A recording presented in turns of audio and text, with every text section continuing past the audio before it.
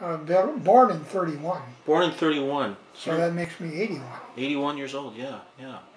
And see, you know a lot about my grandfather that my dad does not know. Yeah. And I said, well, tell me some stories about my grandfather. And he says, well, I never really knew my dad, really. No, he didn't. And even Dad says he lived in Vancouver, in West Vancouver. I was like, really? But he doesn't really have any. No, well, he was just a baby. Dad got sick in Kevin was born in 1940. That's right. Yeah. And we went to the coast that fall. Dad had a heart attack, and went by train. Oh yeah, train. Well, it was a day and a half. That was well. You could drive, but you couldn't drive through Canada. If you were driving to the west coast, you had to drop down into the States because it just wasn't a road that got you through all the way. So anyway, we went by train and at a nice place in West Vancouver. And Kevin was only a baby then, and I don't think he would remember anything of it at all. And was your dad working there or something, or was he just... No, he was on sick leave. Uh-huh. He had been he was employed by the federal government Department of Agriculture, and he went on sick leave, and we were out there from November to June, I would think. And how old would he have been? In 1941, he would have been 42. In 40, he was born in 1899, so whatever that works out to, he would have been 42 in April when we were out there, but not, Yeah. And then we came back. I think he looked at joining or working out of the office in Vancouver, but I don't think he was too interested. So he came back and went back to work in Saskatoon. But he just had a series of heart attacks over the years, and some of them were real bad, some were quite mild, but no. It was, there was nothing you could do. I mean, today, if Dad had been living with today's medical knowledge and procedures, he probably would have lived for quite a while longer. Yeah, oh yeah. But then Mother and Dad had a very good friend in Bob Swafield. He was a doctor in Prince Albert. Oh yeah, Bob Swafield, yeah. Yeah. And anyway, Mother asked him one time, what can they do? And he said, we just don't know enough about it. He was on a drug called Digitalis. That was the only one they had in those days.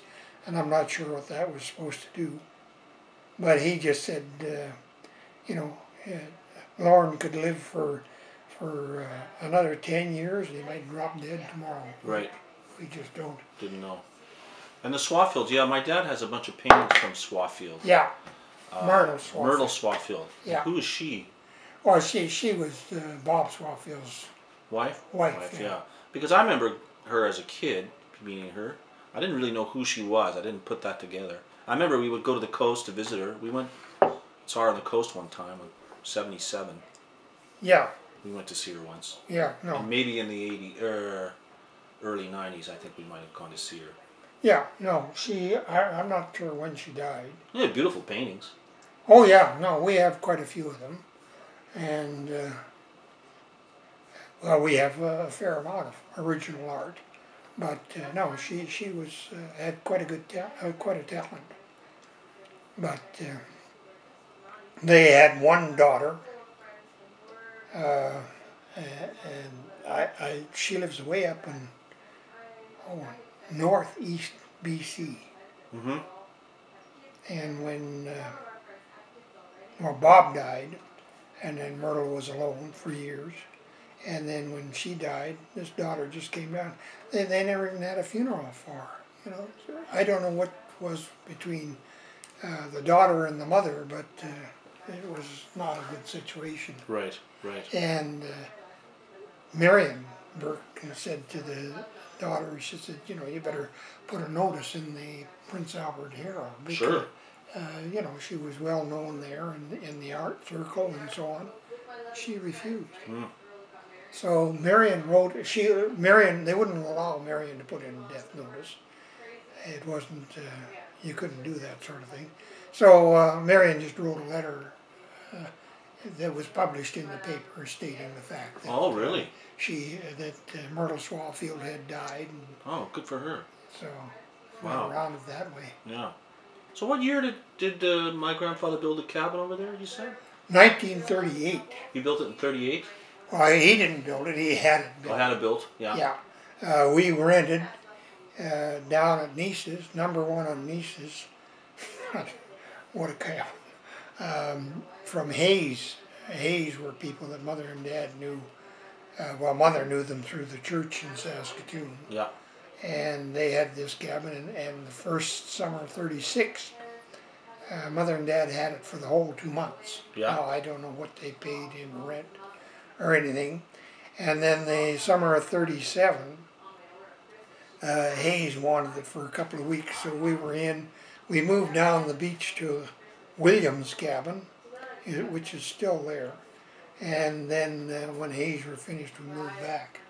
But no. And the cabin now is pretty much the original structure, isn't it? Yeah, it's the original. The original cabin. Then I don't know whether they built they had it built rather in the fall of 37 or in the spring of 38. Either way, we were able to use it the summer of 38. 38. And then the original cabin was 20 by 20. And then Mother found that too small. And they put an addition on the front, another 8 feet out front. And that's, Oh, I didn't know that. yeah, no. Well, you can see, somebody was talking about it. Oh, yeah, the floor. The floor. I remember that, yeah. Yeah. But the original cabin, to build and furnish it was $300. $300? That was it? That was it, yeah. Wow. No. Was that a lot of money at the time? Oh, it would have been, yeah. Oh, yeah. I mean, there were you were considered lucky if you were getting if you were earning $100 a month. I imagine it was in line with the addition. You know, it wouldn't have been $300, but it would have cost a little. And did that include that old stove, that potbelly, that stove that's in there, wood stove? In the living room? Yeah. Yeah, well, they had it's called a Quebec heater. And the original one, they're lined with brick, and I don't know what happened to the brick, but Brian had to replace it because it was, Oh, Brian replaced it? Yeah, he replaced it with another Quebec heater. Oh. So what's in there is the second one. Okay. Yeah. And then there was of course, a wooden cook stove in the kitchen. So the first thing you did in the morning was get up and get the stove going. Yeah, right. Because it would be... Sure. And you'd spend a lot of, every summer out there pretty much? Oh yeah, Dad would bring us up, school in those days went till the 30th of June. And that was it, there was no getting around that. So the 1st of July was a holiday. And Dad had a government car at that time. And they were pretty free and easy with the mileage. You know, Right. He didn't get charged, so he would drive us up the 1st of July, and quite often we wouldn't see him again until Labor Day weekend. Oh, wow. Unless he was working. He did crop inspection, you know, for registered seed. Registered seed, if you got the designation of registered seed, you could get 10 cents a bushel more for it. Right. So, you know, a lot of farmers. So Dad used to go out and do the inspection on that. And if he was in the area, fine. But I mean, there were many summers that we didn't see him until the Labor Day weekend. Wow. And then, so Doris would, of course, be up here. And... Oh, she was here, but then we always had a maid in those days, too. Oh, I didn't know that. Really? Oh, yeah. You had a maid Well, back you then. could get a farm girl, come in for $10 a month plus room and board. Right. That's amazing. Yeah, I mean, it was anywhere from $8 to $12 a month, Wow. depending on that. But they would come in, and Mother kept in contact with several of the maids for years and years after they had left, you know. Had gone on, married, became grandparents themselves. No. So we had that, and then when the war broke out, these girls could get much better paying jobs, and Because all the men had gone. yeah, because there was no you know, you couldn't hire them unless you paid fabulous salaries. Right. And so at the end of the war, well, when your dad was born, Mother was up here, and my dad came up the 3rd of August and took Mother back to Saskatoon. And they got back, and your dad was born the 4th of August. Aha. But wow. We were all left here because we had a maid. Sure. So she sort of So she looked after kept an us. eye on everybody. Yeah, and ran the place, and we never saw Kevin, your dad. We never saw your dad until he was about 4 weeks old. By the time we got back to Saskatoon, he was Right. he had been around for 4 weeks by then. Yeah. Did you ever see that video on the internet of my dad shot in the late 40s? Yeah. You ever see that? Yeah, I did. Never did quite nail down what year that was, but he was either, they gave him 11 bumps, I think. Yeah. So maybe it was 51. Yeah, well, not only did you get the bumps, you got tossed in the lake. Yeah, he did. So it could, you know, it's hard to tell on some of those. Yeah. I don't know who took the 51. I don't know who would have taken the movie, but I had borrowed a movie camera from somebody, but that was... But you were in the video, weren't you? I've forgotten. I thought it was all the brothers. Could have been, yeah. But I really forgotten. I'd like to see that again. Yeah, yeah. But no. So Dad would bring us up here, and then, well, of course, Dad died in '46, and Mother hung on to the cabin. And how did she get by? To raise family, you know. Well, because Dad had worked for the federal government. He was retired because of poor health before he died. He died in January, early January '46. He retired in the fall because he'd used up all his sick leave, and they wouldn't give an extension on that at all. Right. So there was a pension at that time. He was on a pension. And so grandmother got the pension. So Mother got the pension. And it was funny because it never increased for years and years. And Dad and John Diefenbaker were friends. And that's another thing I didn't know. Well, they were at university together. Okay, yeah. And I don't know. Anyway, I can remember Dad going down. Diefenbaker was in speaking. He wasn't leader of the PCs at that time, but he was in speaking at the Besborough. And Dad went down to see him. And Dad had worked in the garden all day, and he had on old clothes. And he looked pretty grubby when he got to the Besborough. They weren't about to let him in. But he talked his way inside and then ran into John Diefenbaker, and they had a good visit. So there was quite a to-do. Who was John Diefenbaker talking to this bum because Dad hadn't shaved? Dirt. He looked like a regular bum. But anyway, when John Diefenbaker was Prime Minister and Mother's pension, or Dad's pension, had not increased, she got down. He was in, and he was staying on the train, and a special car on the train for him. And he was staying on the train, and Mother got in to see him, and he said, she wanted to know why it hadn't increased. And so he said, well, I'll get somebody to look into it. And there was a sizable increase after that. The only problem was she got a big fat check, but then of course it was all taxable, so the government took a third of it back. Took it all back, yeah, sure. I mean, she could spread it out over 3 years, but it seems to me it was something like a third of it went back to the government anyway. So. Wow. And then of course she went to work. Right. And the house was paid for. Mother and Dad bought that house. On 6th? No.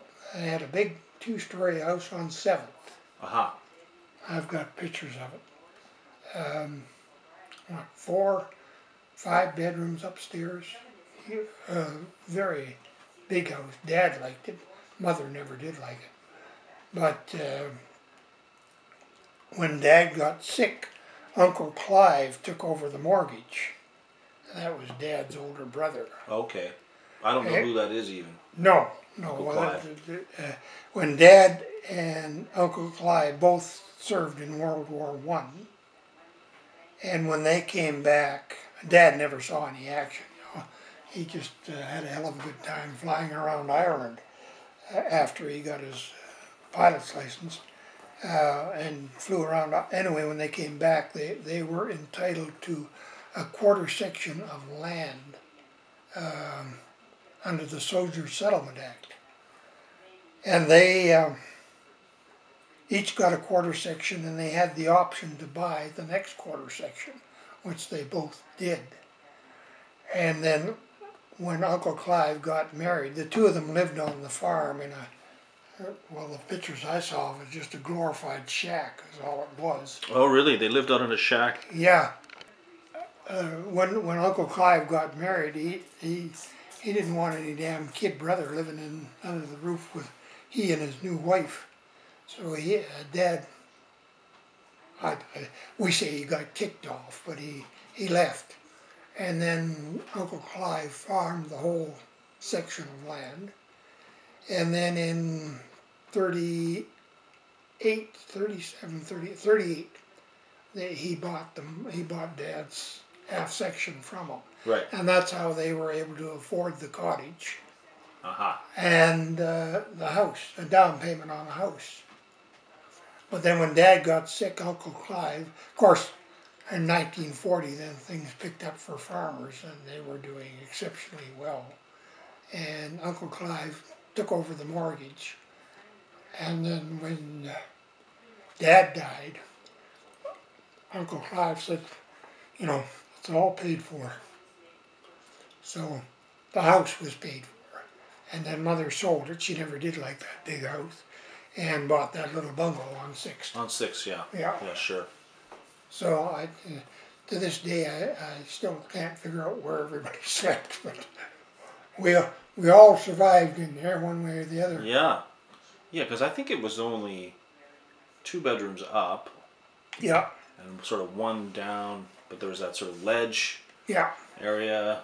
It must have been a pretty full house. Oh, it was. And then you had boarders, amazingly. Well, a cousin on Mother's side, Glenn Barton, he came up to go to university and stayed with us. Mm-hmm. And his mother was extremely poor. Her husband died, and she had absolutely nothing. She had struggled to, keep a roof over their head. Anyway, Glenn came up, but he only lasted a year at university. It just wasn't for him. And then then Brian graduated and left. I was going to school in Calgary. I'm going to Sept then. And Mother had boarders in at various times. But some were quite the characters. Yeah, sure. There was, come up with his name. Oh, McKinnon. McKinnon's dad was a lawyer down in Shaunavon, Saskatchewan, and what was McKinnon's first name? McKinnon loved to play bridge, and he would go up to the university and skip classes and play bridge all day. And one year, well, Brian was still at home. Anyway, one year, Brian shows up with this McKinnon and asked Mother if he can board. And she said, well, no, we haven't got enough room. Well, he had been kicked out of his boarding house, and none of the other boarding houses would take him. And what the story, we never did find out what the story was behind that. But anyway, Mother relented and took him. But he would play bridge until 2, 3 in the morning, and then he wouldn't get up in the morning to get to classes. So Mother said she had enough of that, and she said, either you get up or I'm coming down and pull all the covers off you. McKinnon slept in the nude. And he didn't believe she'd do it. But she went down the next morning and pulled the covers off him. He was so embarrassed. You know, Mother said it was quite amusing because she never saw anybody so totally embarrassed as he was. And then I guess he got up after that. After that, you know, she said she'd holler it from the top of the stairs. Doug was his name, Doug McKinnon. Doug, I'm coming down. And then hear Doug's feet hit the floor. I'm up, Mrs. Burke, I'm coming. Yeah. He was quite the character. It took him 10 years of university to get through and get his. And whatever happened to him? What did he wind up doing? He became a judge in Vancouver. Right? Oh, really? Yeah. I mean, he'd be long gone now. He'd be Brian's. I mean, maybe he's still alive. I don't know. But Right. Wow. So then there was the other one that was worth mentioning was Jack McGuire. McGuire's originally lived in Saskatoon, and then he became the reeve of some RM north of Prince Albert, and they lived in Prince Albert. And McKinnon was in engineering, and I guess he was with us the last 3 years. And they were terrible. Mother would put notes. She would make sandwiches for them. They brown bagged it all through the. And she'd make sandwiches for them, but she'd put notes in the sandwich. You forgot to put the toilet lid down. Don't kick your dirty socks under the bed. You know, just stuff like that. So it became quite amusing to the Dennis and McGuire were about the same age, but they weren't buddies at all. They just knew each other. But so Doug would be sitting with his engineers, or not Doug. McGuire would be sitting with his engineering buddies, and they'd all have this greatest time because Doug he'd take his sandwich all apart. To see what he's going to eat, some note. So. That's funny. So Wow. it was, no, those were the two memorable ones. That all kinds of stories about those. Sure. Oh, with you and Dennis and Brian and my dad, I'm sure there's a lot of shenanigans there as well. Although my dad was so much younger, he probably didn't. Yeah, he was like when he was born, and then Dad got sick. Lorsan actually had more to do with him than Mother. Mm-hmm. She was at an age where she would be 8. 1940, yeah, she would be 8. So she did that. No, there were lots going on all the time. Wow. Amazing. But so whatever happened to Clive? well, Clive was quite a bit older. There were 5. I have a picture of the 5 Burkes. There was Clive, 3 girls, Clive and Dad, my dad, and my grandpa Burke came west about 1897, I think, as far as I can determine. And at that point, the old Dad was the youngest. The older four were all in Ontario, and I have the names of the places that they were at, but they were all down there. And he came west and went to normal school in Regina, and then his first school was at Wapella, Saskatchewan, east of Regina, and that's where Dad was born. Okay. And on Dad's birth certificate, the original birth certificate, but Northwest Territories. Really? Well, it's 1899, and Saskatchewan. Good Lord! But it's so far south. Oh yeah, no, but that territory from Manitoba to BC was just Northwest Territories. just Northwest Territory. Amazing. Yeah. So that's what it says on his, and then Grandpa Burke ended up in Yorkton as principal of the school there, and I have pictures of him, very bald-headed. So that was your grandfather? My grandfather, yeah. My grandfather's dad. Right. Yeah, your great-grandfather. And then he died in 1921, I guess, and they were building a new school there, and they named it after him, the Burke School, and I have pictures of it. And eventually it became a museum, and then it got torn down a few years. Wow. I always wanted to go see it, and never got around to it. Right. And now it's gone. So it's well, kind of interesting. Yeah, that's amazing. And what about Brian? Well, Brian was born in Moose Jaw. The rest of us were all born in Saskatoon. In Saskatoon? Yeah. Right. Dad was working for the provincial government, Saskatchewan government at that time. And so Brian was born in Moose Jaw, and then Dad went to Minnesota to get his master's in agriculture, and then came back and got hired by the federal government. And, Okay. And then stationed in Saskatoon. Right. And that's where he was when he died, or when he left the government. Yeah.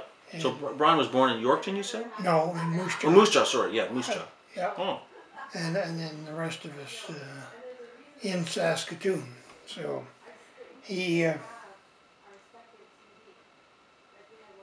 I'm trying to think of what nothing significant other than there was 5 of us. Yeah, right. Sure. But And that house is still there, huh? I should drive by it when I go back through Saskatoon. The house on 6th. oh yeah, Didn't Ray and Odisha buy it? yeah. Ray and Wayne bought it. And then Wayne, he had a heart attack. He dropped dead like that apparently. You know. Yeah. Ray went out one night and came home, and he was lying on the floor, but he wasn't. He was dead at that point. And no, it's still there. And does she still own it? No. They bought it and they sold it, and then they sold. Well, after Wayne died, she's in a gated community somewhere. Oh, okay. Loris Ann visits with her every now and then. Oh, yeah. Interesting. But I remember her really well and her sons. She had Trevor and Guy. She had 2 sons. Yeah. Yeah. And no, it was a good house for Mother. Yeah. And as particularly as she got older, and it was just the ideal size. Sure. It's amazing she raised so many people in the house.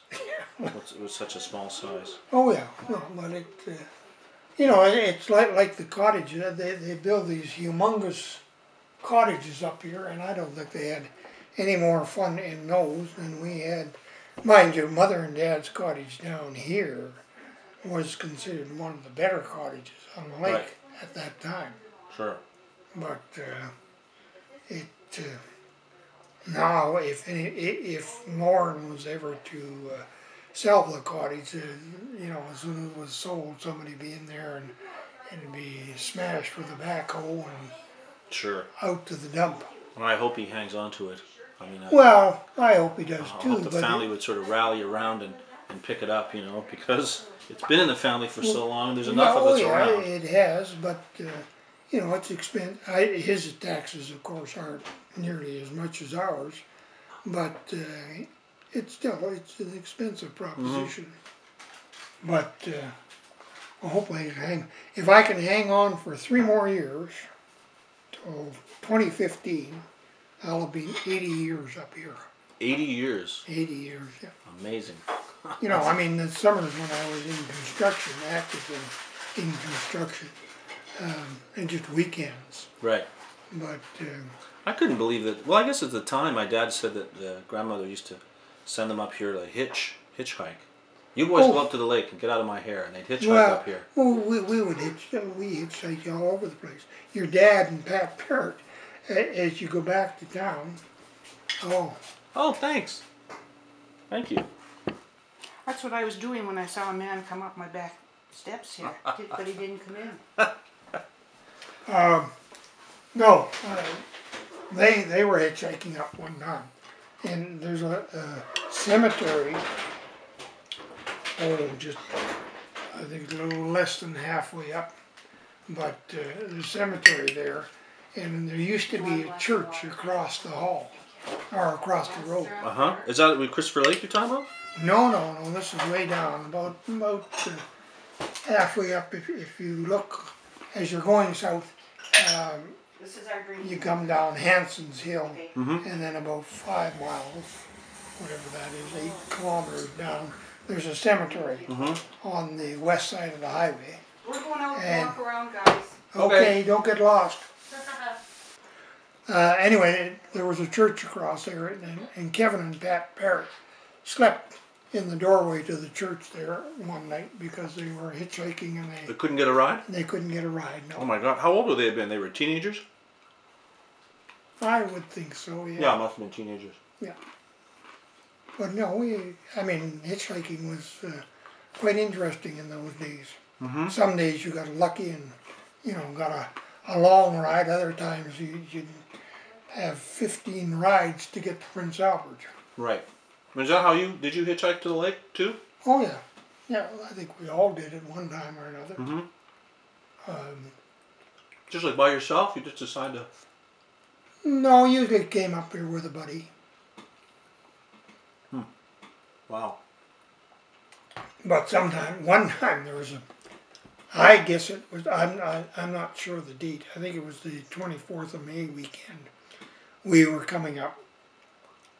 I was coming up with a bunch of buddies. I think there were 6 of us. And we split into 3 groups to hitchhike.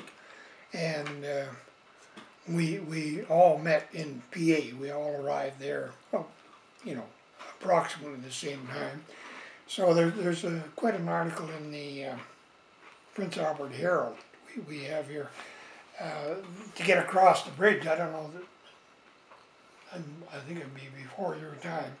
The railway bridge there had 2 wings out on either side for vehicle traffic.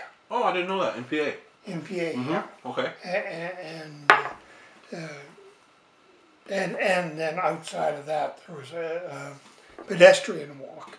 So we walked, the 6 of us walked out to the end of the bridge and split up into 3 groups again, and we couldn't get a ride. And then when it gets dark, it's even worse, yeah. It's useless. So we came back in, and the Avenue Hotel was on Central. It was quite a dive, but we went there and we got a room for $2 for the night. I guess maybe there was only 4 of us, and we went up there and I saw a bed and I thought, oh, thank God. I jumped in the thing. It was on plywood and a 2-inch felt mattress, straight out to the lake. Wow. But it wasn't unusual to come out like that. Occasionally, if you had lots of money, you'd take the train up to Prince Albert. and then hitchhike out from Prince Albert. How much was the train to ride in those days? Oh, I have no idea. Yeah. It wasn't that much, but it was, no, there was a train in the morning at 9 and there was a train in the evening at 6. And then of course there was one going the opposite way from Prince Albert to Saskatoon. Right. And that's what Cheryl's dad was a railroader. And that's what he was on the last few years, except they eventually took the train off and put him on a bus. He was the conductor on a bus and take the people down to Saskatoon. Right. Yeah. Wow. So it was, you just assumed that, rode in all kinds of old vehicles. My best buddy was a Ted Miller, and Ted and I were hitchhiking up one time from Saskatoon, and the Coke truck stopped. I don't know where we were on the highway. I don't know how far the Coke from PA serviced. I don't know how far south they went. Yeah. But anyway, the Coke truck stopped, and the guy said, "Well, if you want to climb on top, you can ride." Figure skater. Oh, really? Yeah. You mean like competitively or something, or just? No. There was a figure skating club in Saskatoon. And he was very involved with that. The old arena in Saskatoon was, I don't know what year that was built, but Dad bought $100 bond in that for the construction of it. And I don't know what the details of the bond were, but that turned out money just given away. But anyway, they played hockey there. It was, and then the figure skating club would put on a big show every spring, and Lorsan was involved. But none of us boys were involved in that at all. So none of the boys ever played hockey, like Dennis or? No, Brian played a little bit, but not very much. I don't think he particularly liked it. Yeah. I couldn't skate worth a damn, so. Right. And it's expensive to play hockey too. Well, it wouldn't. Maybe be, not back then without the equipment. Not back then. But I just, I had a hell of a time skating, so the only time I played hockey was at school at St. Joe's in Saskatoon. They would play hockey recess and at noon hour.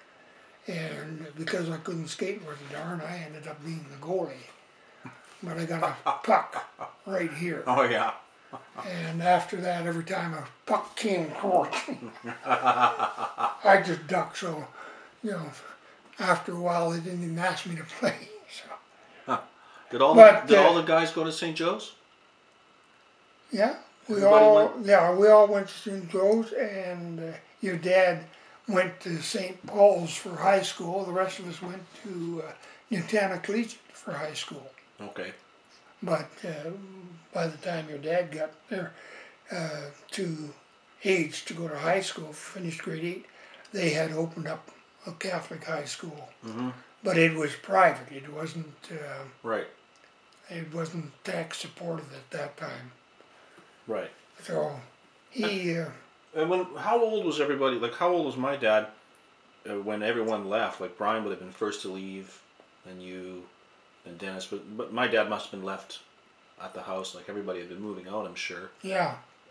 Well, Brian graduated from university, and he got a job with Gulf Oil in '51, and I enrolled at Sept, a Southern Alberta Institute in Calgary. It wasn't Sept in those days, but it was Provincial Institute of Technology and Art. There was only the one. It was in Calgary. And so I went to Calgary with him in '51. Oh, you went with him? Yeah, and he supported me when I at And he was there. working with the oil company. And he was working. So you were living with him? So yeah, well, there was he, and then there was a buddy of Brian's, Tom Cameron. The three of us lived together for a while, and then a lot of Americans came up in the middle management group because nobody here knew what the hell to do. You know, they came up, and there was a guy by the name of Al Duffner came up, and Al's wife came up with him, but she lasted about 6 months here, and she thought it was the most god-awful place she'd ever been. Sure, sure. And she left and went back. So we moved in, Al Duffner, we moved into a bigger place, and there's 4 of us lived in that. And then Lorsan had finished, I finished in 49, she finished in 1950, and she went into psychiatric nursing up at North Battleford. So that just left Dennis and Kevin at home at that time. Mind you, Jack McGuire was there as a boarder. Right. And other people were there as boarders. And Dennis didn't leave home until he got married, I guess. And he didn't get married till the 60s? Early 60s? Or when did he get married? I'm trying to think when he got married. No, it would be, Greg was born in 59, and God, it's great getting old. Can't remember a damn thing. What's Dennis and Carmen's oldest? There's Larry and David. Larry, David, and Susan. Susan. But who's the oldest? Larry. No. Yeah, I think Larry's the oldest, isn't he? No. Oh, then Susan must be. No, Susan. David is the youngest. Susan, Larry, and oh shucks. Anyway, he was born in 1960, so Dennis and Carmen must have been married in before that. So the late 50s. 58 or something like that. 58 or 59, something like that. Right. Well, I came back from Calgary. I was down there fall of 51, and I finished there in the spring of 53. And then I came back and did an apprenticeship. I went down because it was an architectural drafting class, and I thought that I would like to become an architect. In those days you could work your way through, and with some correspondence lessons and exams you could eventually get your architect's license. But I found I was a very messy draftsman. Oh yeah. Being left-handed. And Jeff. Thank you. Yeah. Jeff, thank you. Anyway, and I enjoyed the construction much more. So I came back to Saskatoon and did an apprenticeship in Saskatoon. And then we got married in 56. So I was home from 53 to 56. Right. But I, not necessarily because one summer I spent a little town southwest of Saskatoon working on a hospital job there and a couple of other small jobs. And where did you meet Shirley? Here at the lake. You met her at the lake? Yeah, well there's a dance hall down here. If you go back, when you go back, there's a two gas stations on the east side of the road. On the west side of the road there's a big building there that used to be a lumber yard. Now it's an antique and a craft shop.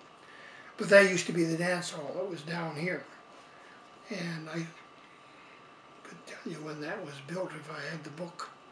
But anyway, they had dances there. There were dances at Sunnyside. There were dances at Nice's. And also dances at McIntosh. And Sunnyside was the tamest of the bunch. And we used to be down there.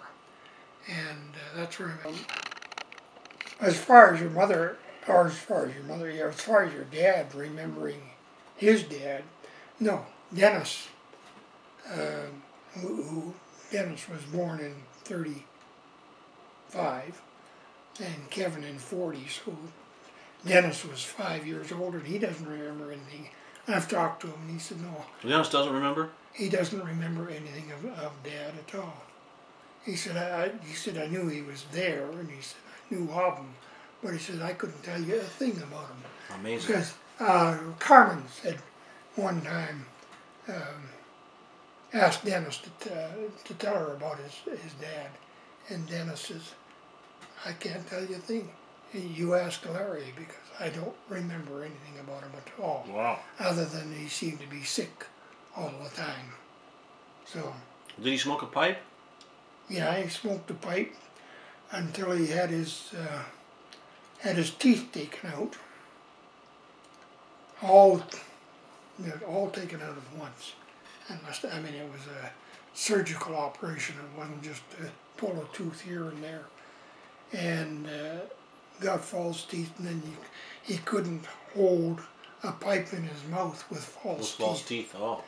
Until he had been up to Prince Albert on business and into a tobacco shop there, and they had a new pipe with a little lip that came up.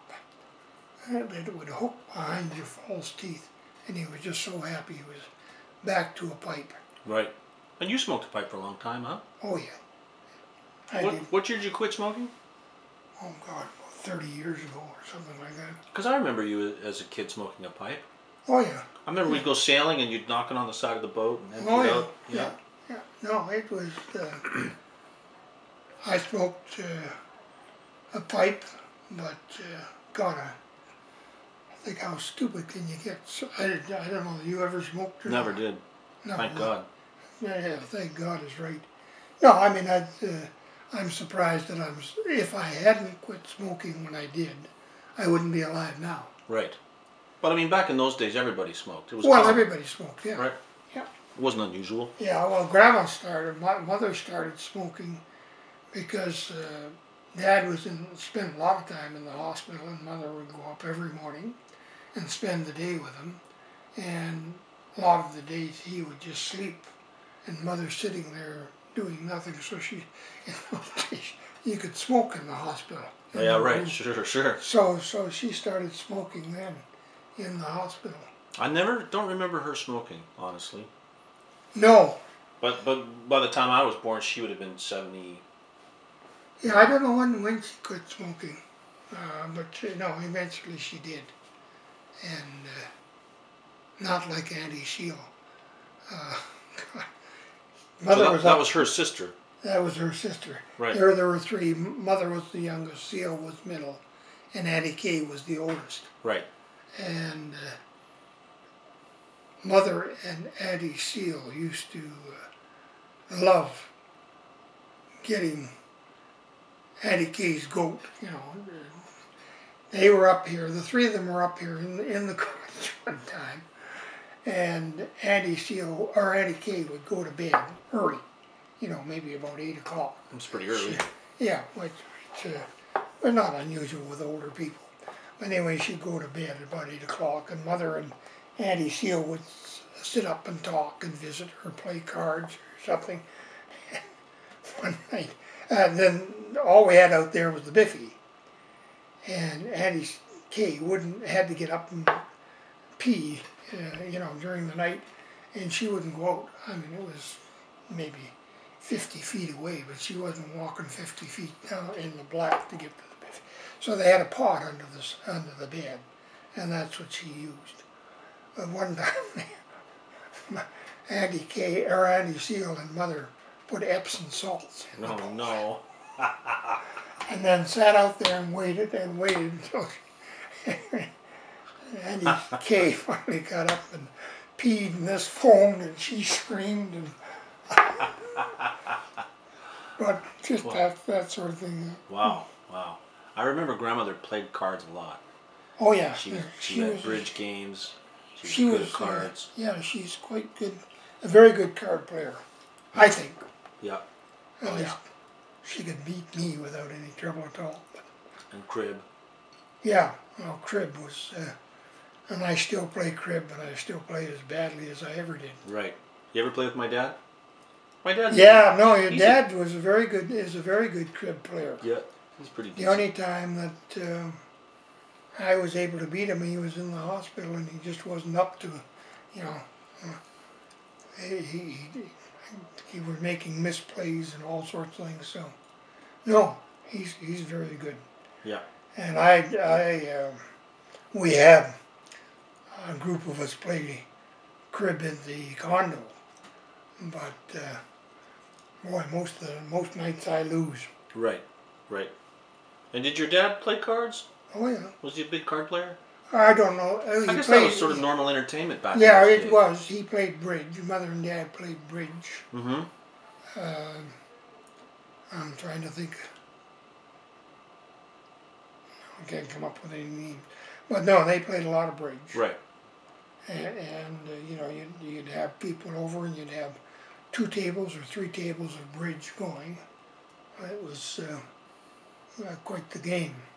I never learned to play, Sure. but no.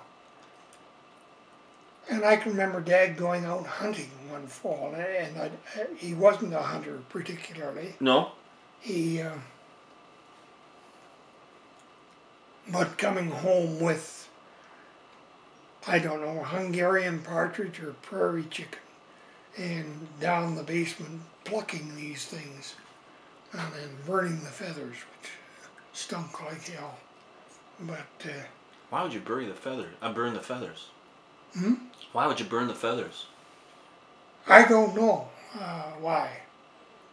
We burned why he burned the feathers, but it was a hell of a stink. You know, they're well, I don't know what's in them, but no, it was quite a mess anyway.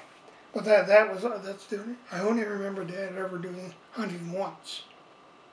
Mm-hmm. So he never went hunting really then. No. Mm-hmm. And I don't remember him fishing out here. Oh yeah, did the family have a boat? Oh yeah, we had a boat. You bought a boat, and I'm not sure of the cost, but it seems to me it was something like $10. But it was just made out of native spruce here, and it would be painted with whatever paint they could find. Oh yeah. It wasn't marine paint. Yeah. And in fact, the oars, sometimes they made the oars too. But I think the boat was $10.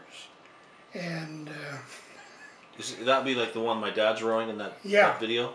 no, that was a proper Peterborough, I think. I think.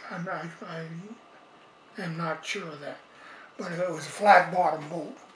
And then in the fall, you simply pulled it up on shore, flipped it over, and tucked the oars underneath it. Right. And then when you came back in the spring, you flipped it over and then took it out into the lake and filled it full of rocks so it would sink and the boards would swell. Oh, really? They shrunk.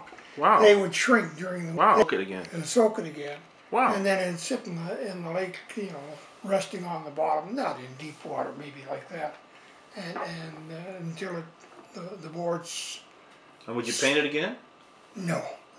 About every 3-4 years you'd have. I mean, the wood would rot, and every 3 or 4 years you'd have to buy another one. And we never had a decent boat here until. I guess it was Mother and I was going to taking a summer school class at the U of S, and Mother was working for Community Chest or United Appeal, whatever it was in those days, and she used to wander down to Eaton's and take her lunch and then eat it in the office and then wander through Eaton. Anyway, they had a fiberglass boat there on sale, and she and I bought it. And then she bought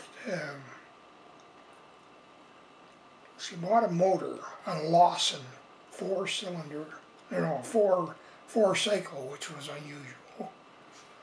And then we got rid of that, and then she picked up a 5.5 horse Johnson or Evinrude in Saskatoon about 1955. Wow. And Dennis ended up with the boat and the Evinrude motor, or Johnson motor, and then he had the motor in Saskatoon getting it serviced, and the boat was up at Johnson's cabin at the other end, and the cabin burned down and the boat went with it. Oh, wow. It just, fiberglass, I don't know if they've ever seen fiberglass, just burns like hell. Right. So then he got an aluminum boat. But the motor, he picked up a newer motor a few years later, and a friend of mine was looking for a motor for fishing, and I sold him that old motor, and it's still going. Amazing. So 1954 or 55, so it's Still rolling. and it's still going. Whatever Well, happened to that cabin up there?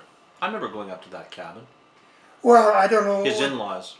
Yeah, Is that it- was Johnson. Well, Is it gone now, or is it? Oh, it's been sold. Oh, they sold it. Yeah. The original cabin burned down. It was a story and a half. I don't know which one you were in. And then the second one was just a single story place, much nicer place actually. But Herman Johnson's, Dennis's father-in-law, died, and then your mother and dad and Cheryl and I were at the funeral. But then Mrs. Johnson worked for, I think it was McCaution's, in the office. And when she retired at 65, she got a pension, but the pension only went for 15 years or something. Oh, yeah. And then I don't know what happened to Herman's pension, what kind of a deal he had. Anyway, she had to sell the cottage to... I see. And she's still alive. I think she's 97 now. Oh, wow. Wow. Where does she live? She lives in Saskatoon. In Saskatoon? Yeah, but, well, there was Mrs. McIsaac up here at the far end of the lake.